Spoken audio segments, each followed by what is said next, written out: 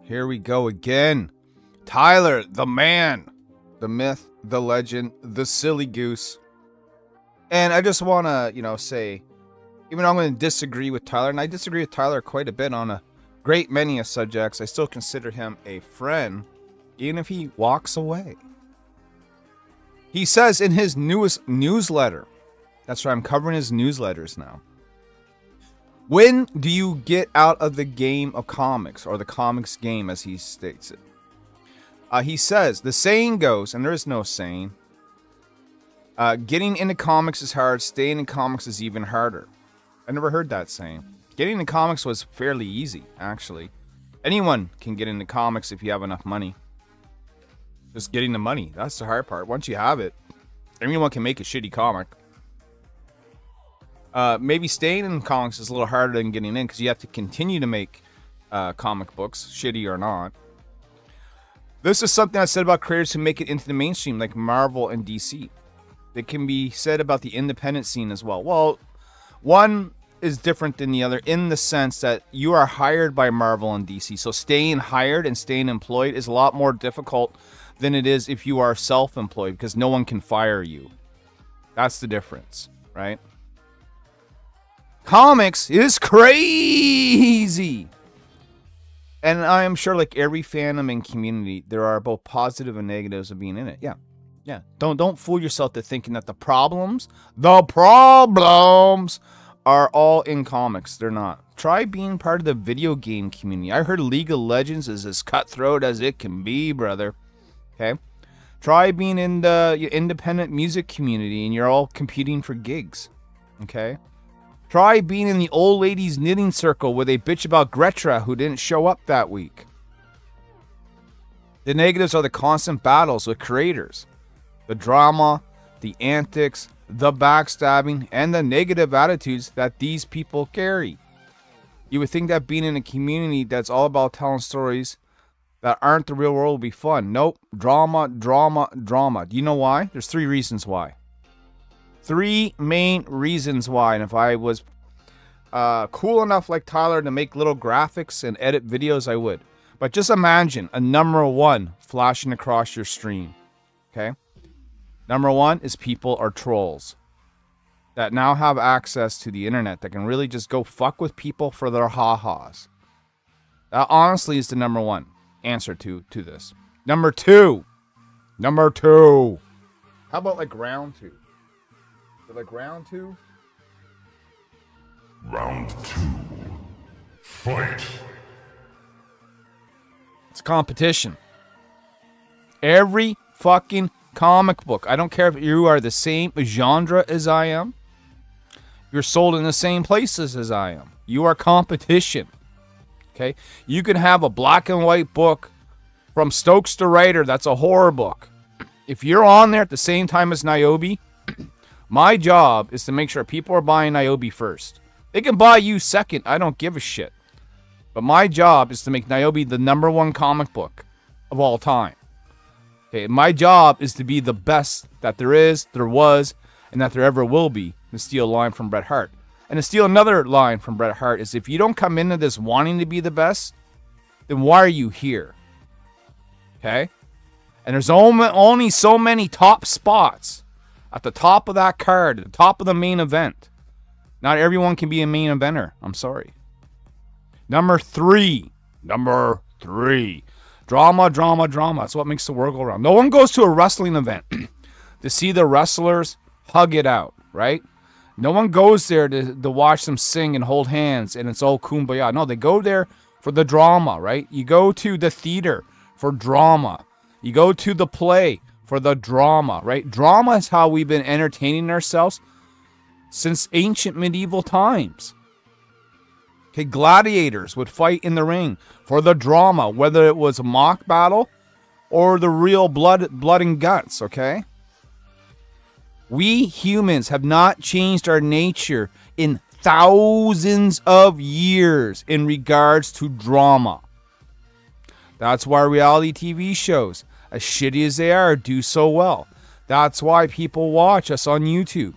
Because we are the next generation of reality television. In fact, it's in some cases it's even more real. In some cases, though, it's pretty fake. Like there's this guy whose stream I'll leave his name out of it just so I'm not dragging other people in the shit. But he flat out said, hey, look, I don't care about half of this shit that I rant about. He says, I come on here, I pretend I care, I pretend I bitch, I make it pretty loud, I make it entertaining. But at the end of the day, I don't give a shit. I just want the fucking clicks and the views. Everyone's in it for themselves. If you haven't figured that out yet, time to start figuring, okay? And that's not even to bring up the actual comic book making process and making money off them all. All of it is stressful. Yeah. If you're spending, like I am right now, $6,000 to make a comic book, that means on your Kickstarter campaign, you need to bring in $10,000 to $11,000. Why? Well, because you need that $6,000 to pay yourself back, because that's the money you spent, and that you're going to take that $6,000 and make another comic book, and the $4,000 that's left over is going to be used for printing and shipping. Now, those numbers can go up and down depending on your volume. But if you're making a $10,000 campaign, you got 200 backers or less, pretty much. So that's not a lot to mail and print out. Let's be honest here, right? I asked a friend this question the other day. How much longer do you think you're going to be making comics? When do you throw in the towel? Now, I think he's asked that question to a few people. I'll throw in the towel when I can no longer afford to do it. Right? If it's costing me more money than I'm bringing in, then the towel's got to be thrown in, right? I'm 50 years old. I'm almost 50 years old. I got to, make sure that I have a vehicle and a roof over my head going forward, Things to worry about. That's a question I've been thinking about for several months. How much longer do I want to stay doing this? How much longer do I want to stay in this toxic community of backstabbing creators? I feel like Dr. Manhattan, he says, I'm tired of Earth, these people. I'm tired of being caught in the tangle of their lives. Well, there's only one answer. Quit. And people are going to be like, oh, don't you dare tell people to quit. Well, I mean, if you're that stressed, if you can't play the game anymore, if 4D chess is too hard, you might want to leave, because that's what it is. But let's see what else is said here. Then it dawned on me, I don't want to stop making comics. I love comics. I love storytelling. I love creating characters and putting them through hell, only for them to be triumphant and win. I love getting reviews from readers who enjoy my stories. I love collaborating with artists and becoming friends with them. I love that my artist partners get to put their kids in a better preschool in their area because of the work they do for Draw and Talk Comics. And the bonus we give them at the book sales are awesome. Sometimes the book sales aren't awesome. And I'm not talking in Draw and Talk's case. But, my buddy Phil just got paid $5 coloring a page. Multiple pages. $5 a page, because that was the back end deal. Whatever they made, they were going to split up amongst themselves. And Phil's cut ended up being $5 a page. Do not engage in these back end deals. If I love all these aspects of comics, what are the aspects that I hate, that are making me emotionally down on a constant basis? The community. The answer is the community. It's always other people, right? The community of creators, my quote-unquote peers. It's the constant drama, the opinions and disagreements, and the battles over what is and what is not. The solution, leave the community. But when I say community, I'm not talking about the reader community. I'm talking about the creator community. I say, while you could separate them, to me, they're one and the same. Oh, no, they're totally different. No, they're not. And I'll tell you why. I am a creator. I create comics. But I also go to the comic book shop and I buy comics, thus making me a reader. So I'm a creator and a reader, which means I'm both, right? You cannot have one without the other. This is called symbiosis. Symbiosis states that one needs the other to survive. One needs to create for people to read. One needs to read, be willing to read, for people to want to create. Okay? Can't have creators without readers. You can't have readers without creators. Now, back in the day, like in the 80s and 90s, you couldn't really separate them because You didn't have a lot of people coming up in the comics in those days because technology wasn't where it is today, right? So the people working for Marvel were the creators, and guys like me going to the comic book shop were the readers. That's all changed now due to the internet. Now we can all make comics, right? It's just like in wrestling, right? Back in the day, wrestlers came from a wrestling background, like Olympic wrestling, or they were athletes in football, or they were weightlifters and they were recruited from Gold's Gym to be wrestlers. Now, that's not the case. Now, the current crop of wrestlers were just fans who were watching wrestling 10, 20 years ago and got inspired to want to wrestle and be like the heroes like The Rock and Stone Cold and Kurt Angle, and even for some of the newer wrestlers who look up to a guy like John Cena. Comic books is no different, okay? The current crop of creators are former readers. The people that buy your books are, yes, readers, but a lot of them are creators, okay? If you turn your back on them, you are going to lose out on some profit. If I go to Nyobi right now, I can go through, like if doxing my backers wasn't a bad thing, I could show you all the backers, and I can pinpoint to almost each and every one of them that are creators. And I bet you the number would be staggering to you to see how many creators actually back each other's books. It's a lot. But let's continue reading. I've known this solution for so long, and yet it's scary to leave a place I've been so familiar with over the last 10 years. It's like living in a physical location and moving to a whole new country. I'm comfortable in the creator community. I know how to survive its toxicity and mind games. Well, I don't know about that. If you're that stressed, it sounds like it's really weighing on you, bro. Just saying. But it goes back to the statement, getting into comics is hard, staying in comics is even harder. I'm in comics. I made comics. I had my best year in comics, thanks to you guys. Creators, by the way. I want to stay in comics. I want to stay making comics. The only thing that's hard is staying in comics aspect is dealing with the creator community. It's draining. So, I think my goal for the rest of 2023 is to start packing up my things and just begin my move out of the creator community. It's going to be an adjustment and weird. Weird.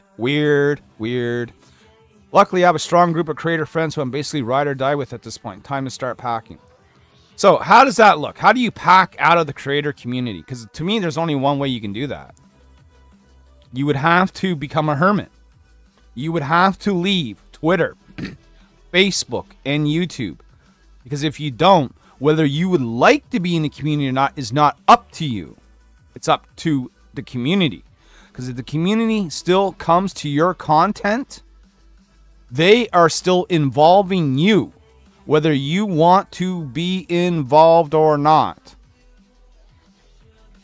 If Tyler decides he doesn't want to be part of a community and he goes into seclusion, but I still go snoop around and I still engage with him, he is still part of the community, whether he likes it or not. Sometimes you can also be considered a leader, whether you advocate for the position or not. Sometimes it's not up to you. Sometimes it's up to the people. The only way that you can leave is if you leave comics completely, okay? If you don't want to be bothered by other creators, just saying you're out isn't enough. Just saying I'm not having you guys on my show is not enough. Just by blocking a few people on the Twitter is not enough. I'm sorry, it just isn't. You're going to be involved one way or the other. Whether it's them coming to you or you after a few months start poking your head around again, because I've seen it time and time again, not with just him, but with many, many others who say they want out of the drama, and 2 months later, guess where they are? Right back in the drama. It's not rocket appliances, Ricky. Symbiosis. Look it up. Read the definition and learn how it applies to almost every industry. You have a product, you have a consumer. They are one in the same. One cannot survive without the other. Now, let's stay tuned for a message from our sponsor.